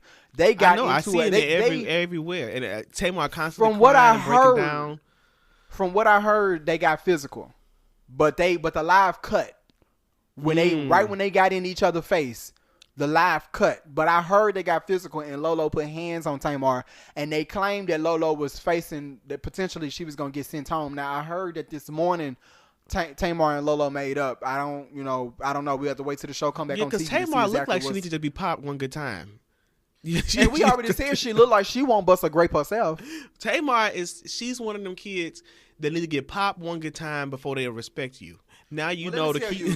Lolo is an Olympic champion, so if it's a bitch to pop Lolo you, sound like she can fight. It just sound like she can. Lolo, yeah, and then Lolo black. Tamar don't got no Lolo hands. black, white. She black, white, and Native American. Lolo done had some struggles. She done had some struggles, honey. Tamar, she done had to fight a bitch to, or two. You just had to bop her one good time. Look, then Lolo went to LSU. Lolo stay in Baton Rouge. Lolo stay in Baton Rouge right now. She stayed in BR. She lives in BR, bitch. Lolo done been in some fights. Right. BR is more hood than New Orleans. It is super hood. I'm telling you, when I seen her and I was like, and the way she talked, because we were watching this last night when all my friends were over here and stuff, and they was like, because I was telling them that Lolo, because she looked white, but I was telling them that Lolo is like black, white, Native American. But when she started talking, they was like, oh yeah, she black. Right. She black, baby. You don't want to fuck with no Lolo, but right. She been getting into it with the men, the women. Like she is like, it's ridiculous. It's very entertaining. I would say that. I'm definitely tuned in to the live, to the videos that's coming on YouTube from the live. Let me say that because I ain't logging into shit, but yeah, right. It's very interesting. So. That's pretty much all I got. I was gonna mention this whole situation with Chris Brown. Y'all probably heard about it. He got some rape allegations out there in Paris. It's looking like it was possibly a lie, but the investigation is still ongoing. But from what I heard, the girl's story, it wasn't really adding up. Yeah, so they had to let him go with no charges. So I mean, my thing is, if it's okay, so he done filed a defamation lawsuit against her, which is right. If you feel like if this girl has lied on you, then that's what you need to do. And so hopefully, they'll resolve that. I think the statute for the punishment will be like a year. I think that's like the max that you could get for a defamation case. So if you're right, see it through. That's all I'm. Right, he will. I didn't like that he put out there, this bitch is lying. Like he put this message out there, this bitch is lying, and all of this. And I'm he's like, selling shirts that say this bitch is lying. He is, and it's like, and that's cool and dandy, but it's like I see all of the people in the comments, and they like, yeah, that bitch lying, and it's like y'all act like y'all was in the room with her and Chris, and I saw somebody that left a good comment. They said this comment section looked like R. Kelly sympathizers or something like that. Like it looked like the people who were talking about R. Kelly in the 90s who were trying to defend him in the 90s. And that's what it looked like to me. Can we wait? Moreover, y'all not only was y'all not in the room, y'all ain't even did a quick Google to figure out exactly what's going on. Y'all just saw him post this bitch is lying and said, yeah, this bitch is lying. You get what I'm saying? Like 90% of the people in their comments ain't did no type of research to actually even see what her statement was. They just saw that tweet and were like, yeah, that bitch is lying. Yeah. And what I will say is that it does look like it's a lie, but can we see it through? Can we stop just immediately saying that it's not, that the victim is lying or the person that's claiming to be a victim is lying? Can we we wait and let it play out? And then the thing is, for all of you people who are, because I see a lot of people talking about some leave Chris Brown alone, people keep targeting him and all of this. For all of you people that feel like that, when this defamation suit fizzles out and they get the results, make sure you one of the people that's posting the results. You bring attention to the results, and then that way, because I know they always say, well, the lie goes further than the truth and all of this. But when it finally does happen, then you be one of the people that are out there putting out there, yes, it was a lie. Like you be one of the people in his corner that are making sure that narrative get pushed. That's like, that's it. Don't forget about it. But y'all just want to say this girl is lying, and y'all really don't. No, and moreover, let's keep it real. Chris Brown's history is a part of the reason why he keeps landing. His history and his decision making skills are part of the reason why he keeps landing himself in these types of situations. Because he currently has a girlfriend right now. She was actually out there in Paris as well. And while his ass was locked up in jail, she was putting posts up on Instagram talking about it's snowing and it's cute. And you know what? I don't fucking blame her. She probably was somewhere swiping his card because while your ass was sitting up here meeting up with some bitch at the club. Come on now, your ass was sitting up here meeting up with somebody that you don't know from some fucking club and bringing her back to your apartment thinking you finna your hotel thinking you finna fuck. And now she done put a whole allegation out about your ass. You get what you get because I was here. You brought pussy with you and you tried to go find some more pussy. Right. You keep landing yourself in. You know what your history is like. You've had girls lie on you before. People already know that you have historically been a violent person. So when they allege something like that about you, it's a possibility. People already know that it could possibly be true because of your history. Right.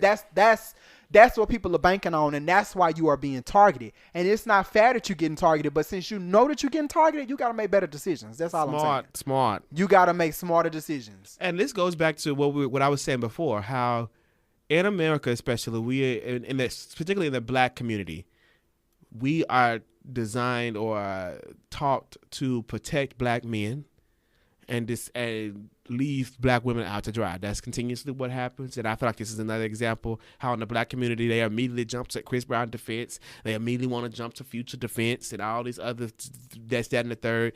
But black women are being left to hang out to dry. And then another thing is that it's also black women jumping to his defense. So right. I mean, I'm not out of the other. I don't think the other woman is black, but I'm just saying in our community, just period, we automatically R. Kelly. We automatically design to come to their defense. But yeah, I do want to come to one other thing. Roger Stone, a former advisor of Trump, is pleading not guilty to charges presented by Robert Mueller in his investigation. Good luck. He is accused of lying about his pursuit of Russian-hacked emails that were specifically targeted to damage Hillary Clinton's campaign, and that were eventually published to WikiLeaks. So he basically was seeking out the information. He was basically seeking dirt out on Hillary via his Russian, intelligence, and then he lied to Mueller and said he didn't do it, and then somehow the documents end up on WikiLeaks. Which is one of the other reasons. Was like, wasn't it like he was basically like the link between WikiLeaks and the Trump campaign? Right, WikiLeaks between Trump campaign, Russia, and WikiLeaks. Like he's like we getting close. Like it's getting to the point where we just need this is somebody that Trump done known all his life too. Right, known all his life, was his advisors, what his right man. Like we're getting closer in his inner circle. These are people he's been fucking with for a long time. So the closer we get, and I feel like Mueller, and he's pleading not guilty, but Mueller has not yet. It don't mean shit. Yeah, Mueller has not yet made any formal accusations for something that he don't have evidence to back it up on. Let me say this: he's keeping everything under wraps until he get 100% this is going to be a guilty verdict. You get what I'm saying? And another thing is Roger Stone released a public statement that sound like to me, you know how like in drug movies and they be gangs and stuff, and then one person get picked up and they try to make a statement to let the gang know you don't have to worry about me, I'm not going to snitch. That's basically what he tried to say. He said, I would not testify against Trump under any circumstances, blah, blah, blah, blah, blah. Basically trying to signal to Trump, you don't have to worry about me. I'm not going to take a plea deal. So that's basically... Yeah, because he's thinking that Trump going to pardon him. But right. we going to... Child. Girl.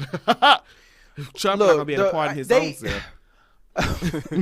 Robert Mueller got his shit together because it's tight. They have the damn statements. Like it killed me that he even did that he trying to play hardball right now, because basically in October when a lot of those WikiLeaks stories and emails and things were coming out, that was when Trump was like at all of his little rallies and things, he was talking about WikiLeaks the most was in October of last year.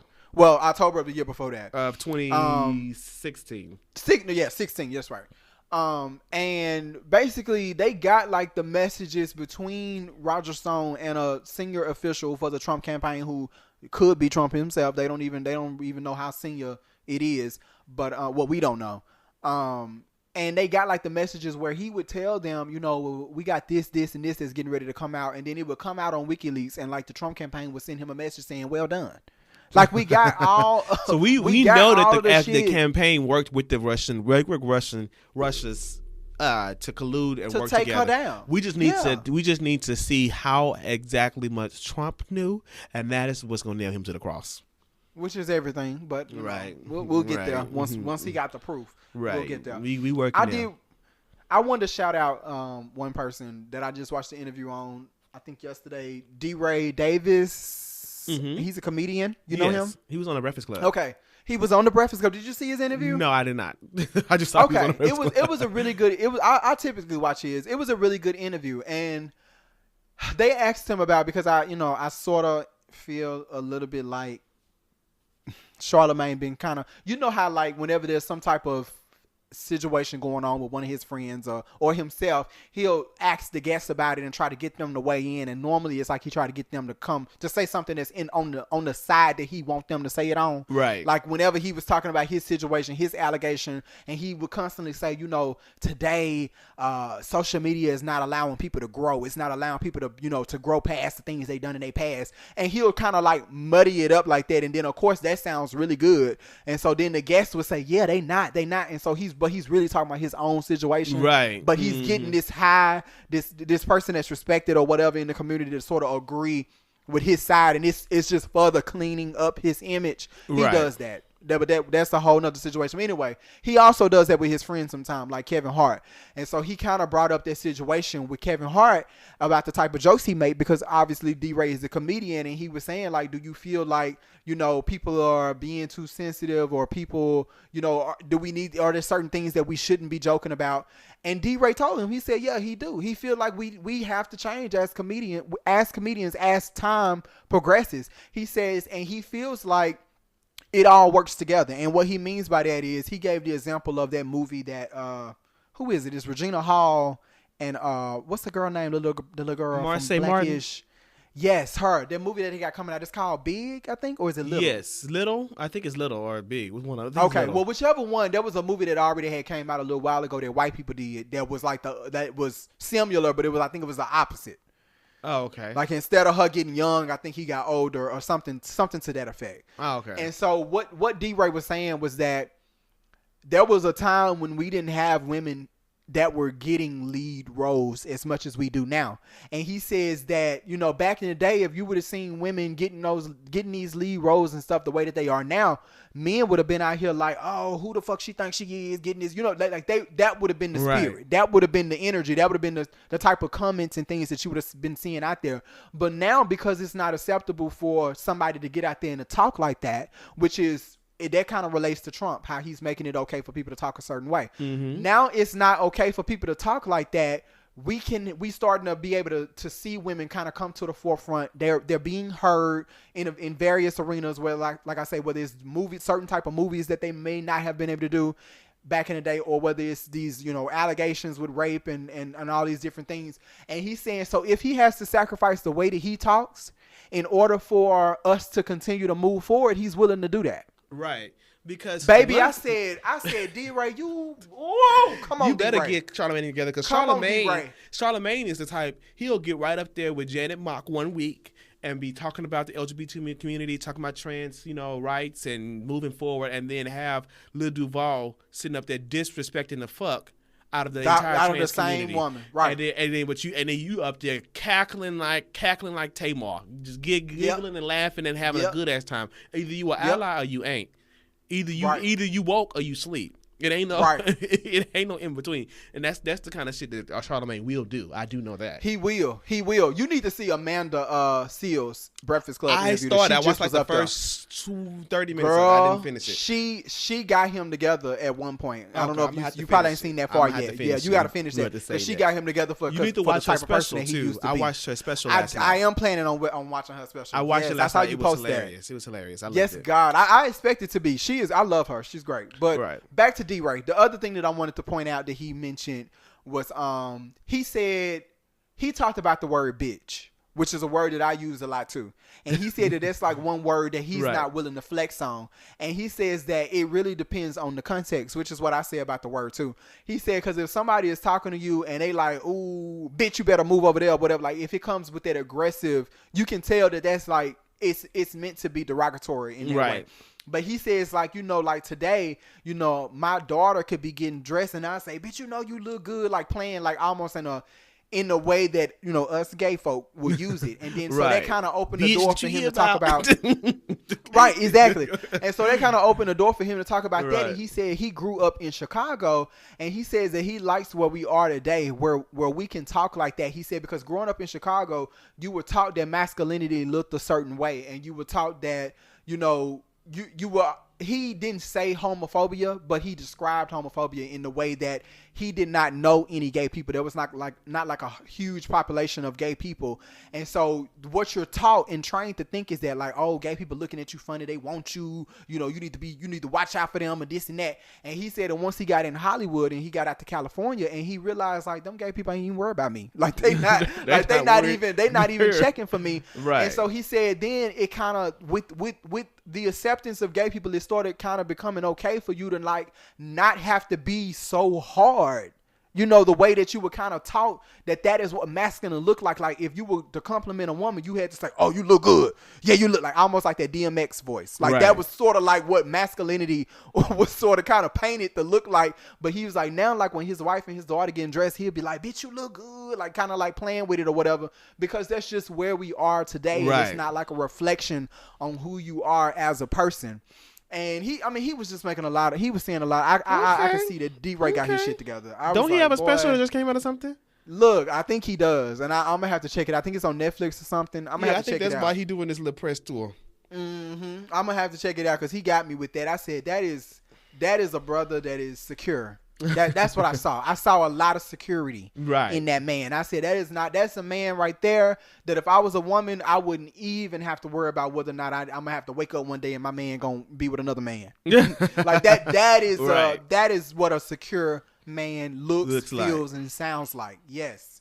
Okay. So I wanted to shout him out because we always on here talking about the straight men that don't get it and don't understand like Kevin Hart, but we got some out here that got their shit together and they get it. Right. So yeah, I think that definitely. D-Ray was